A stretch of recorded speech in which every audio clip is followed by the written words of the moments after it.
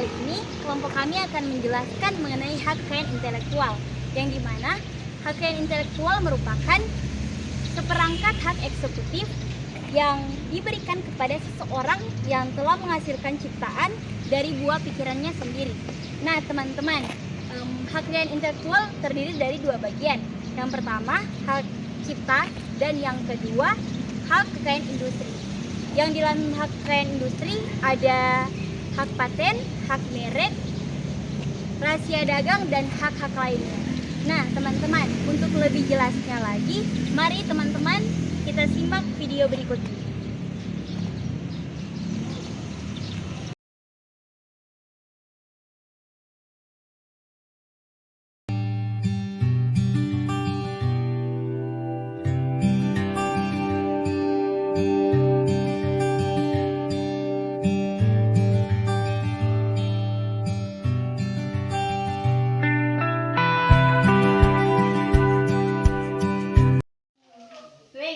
Masih ada yang kamu ini dua?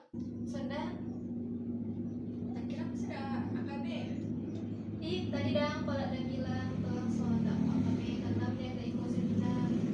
Jadi cuma ada AKB absen. Kalau begitu apa Jo? Menjutong Pak Uni bioskop. Bu Uni apa? Bu Uni The Medium dah. Yang tuh setang-setang. Bukan setang-setang sih dia. Itu santet-santet. Oh, kenapa datang Bu Uni? Sementara. Weh, masa le? Yang ini tuh apa maksud? Iya no, ini tuh film baru. Dapat di mana mau nih? Telegram. Aduh, bajakan Kang. Astaga, mau ini dah. Kenapa kok kan gratis? Biar le gratis mau nih sama dia tidak menghargai orang pekarya.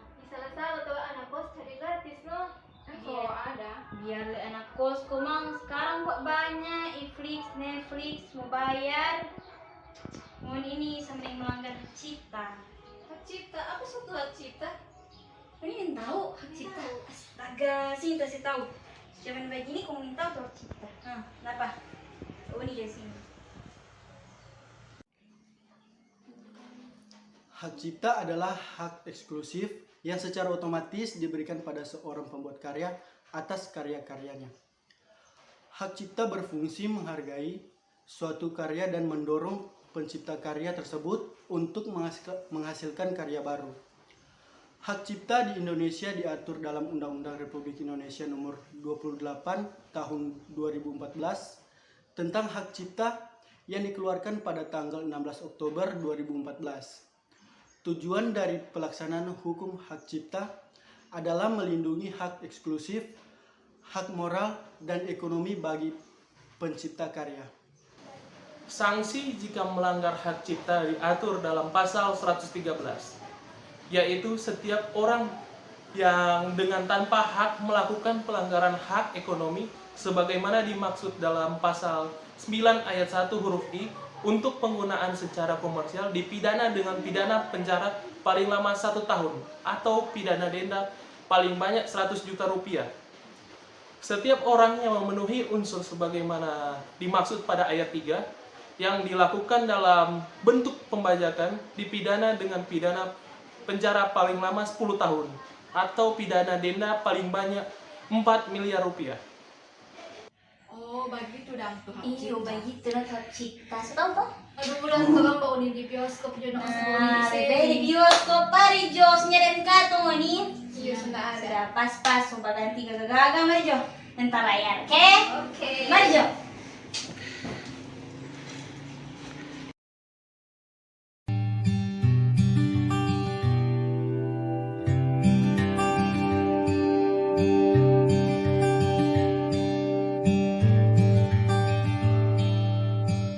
Bro, kenapa nggak kayak pesanan bro?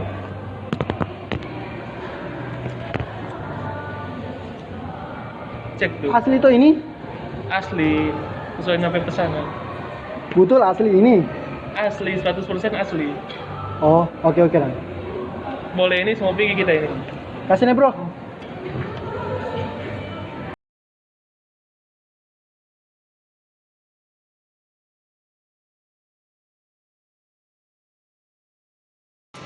Dari mana kan HP lama?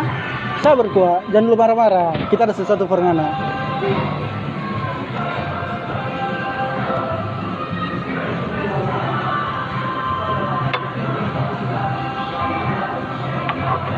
Suka? Suka no? Happy anniversary Ulan. Aduh maaf nih, terus lupa. Makasih.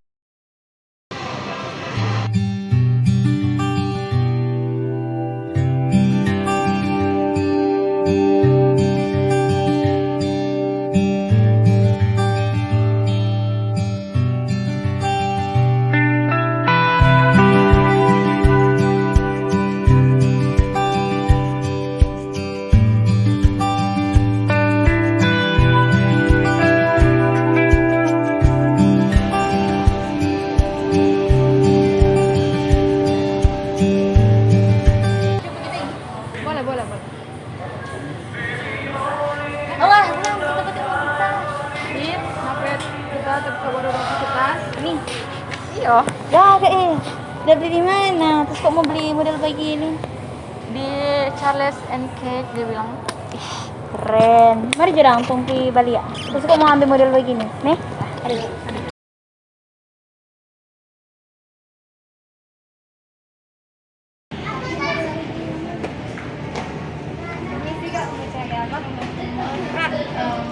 Ini cerita yang model begini, yang model begini.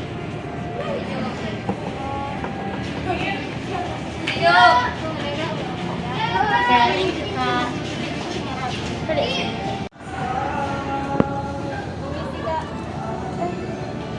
Cuma ada yang model begini. Yang model begini salah. Kalau tidak menggunakan produk yang seperti itu. Oh, ini tukang. Ini DP ori. Iya, itu di bawah. Ini beda. Nggak ada ya. Di sini ada. Ini di sini ada. Mohon maaf Pak, kalau boleh tahu itu ada beli di mana? Soalnya kami tidak menggunakan produk seperti itu. Kami tahu ini soalnya tapi sudah mendapati. Kalau begitu mau telepon ada manajer dulu.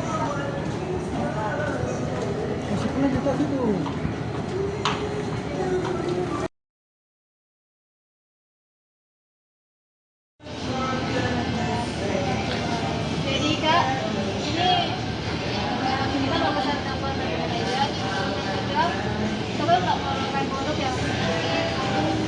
Walaupun lebih baik sama, tapi dari kami tidak menggunakan produk seperti itu. Jadi bisa dibilang itu melanggar konveren. Jadi Kak gimana? Kalau mau tahan dulu nih kita, soalnya kalau nanti mau pisah, terus nanti kalau tutup. Betul, menandakan di kanan.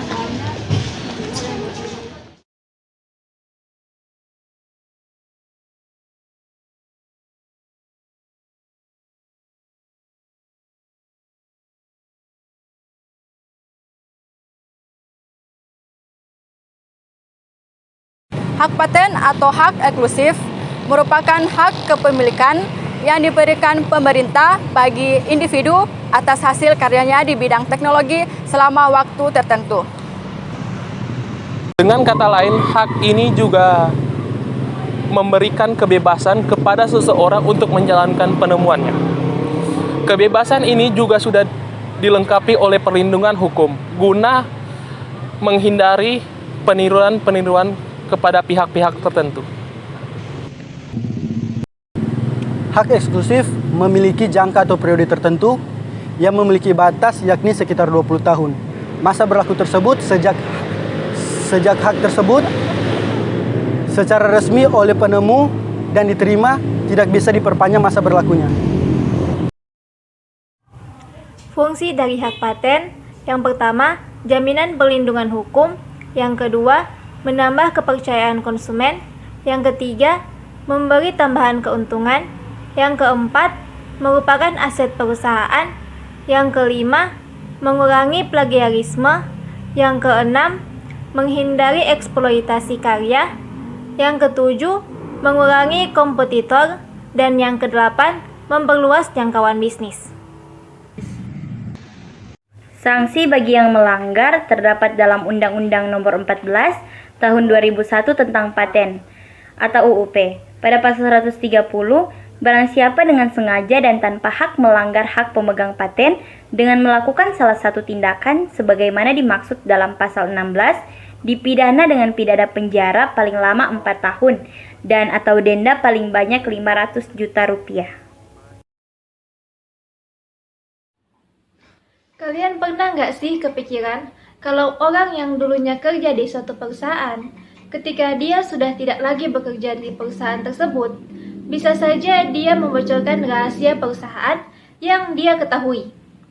Nah, kali ini kita akan membahas mengenai rahasia dagang. Apabila kita berkunjung ke suatu tempat, pasti kita akan menemukan pintu yang bertuliskan selain karyawan dilarang masuk atau staff only. Nah, tulisan tersebut merupakan salah satu langkah nyata yang dilakukan untuk mempertahankan rahasia dagang. Rahasia dagang merupakan informasi yang tidak diketahui oleh umum di bidang teknologi dan atau bisnis, mempunyai nilai ekonomi karena berguna dalam kegiatan usaha dagang dan dijaga kerahasiaannya oleh pemilik rahasia dagang. Ruang lingkup perlindungan rahasia dagang meliputi 1. Metode produksi, 2. Metode pengolahan, 3. Metode penjualan atau informasi lain di bidang teknologi, dan atau bisnis yang memiliki nilai ekonomi dan tidak diketahui oleh masyarakat umum. Seperti yang kita ketahui bersama, rahasia dagang termasuk dalam hak kekayaan intelektual. Oleh karenanya, rahasia dagang mendapatkan perlindungan hukum. Untuk bisa mendapatkan perlindungan hukum, sebuah rahasia dagang harus bersifat rahasia, mempunyai nilai ekonomi, dan dijaga kerahasiaannya melalui upaya sebagaimana mestinya, seperti halnya terdapat prosedur baku dalam ketentuan internal perusahaan yang membahas mengenai yang pertama, bagaimana rahasia dagang itu dijaga, dan yang kedua, siapa yang bertanggung jawab atas kerahasiaan itu. Karena memiliki perlindungan hukum terhadap rahasia dagang, juga dapat terjadi pelanggaran-pelanggaran terhadap rahasia dagang dengan dapat terjadi apabila pertama, seseorang dengan sengaja mengungkapkan rahasia dagang, kedua, mengingkari kesepakatan atau mengingkari kewajiban, baik itu tertulis ataupun tidak tertulis, untuk menjaga rahasia dagang. Dan yang ketiga, seseorang memperoleh atau menguasai rahasia dagang dengan cara yang bertentangan dengan peraturan perundang-undangan yang berlaku terhadap pelanggaran tersebut.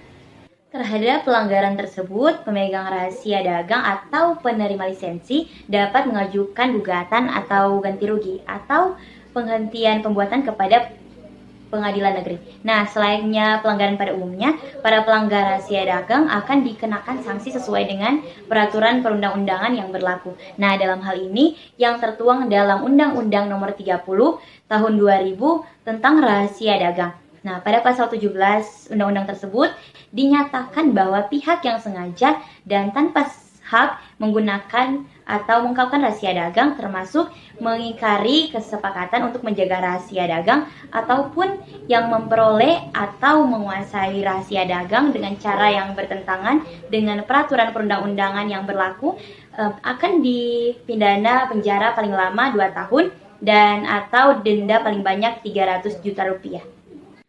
Sementara pemilik daripada rahasia dagang memiliki hak untuk menggunakan sendiri rahasia dagang yang dimilikinya dan atau memberikan lisensi atau melarang pihak lain untuk menggunakan dan mengungkapkan rahasia dagangnya kepada pihak ketiga dalam upaya untuk menjaga rahasia dagangnya. Pemilik rahasia dagang dapat melakukan upaya preventif. Nah, untuk mempertahankan kerahasiaannya antara lain sebagai berikut.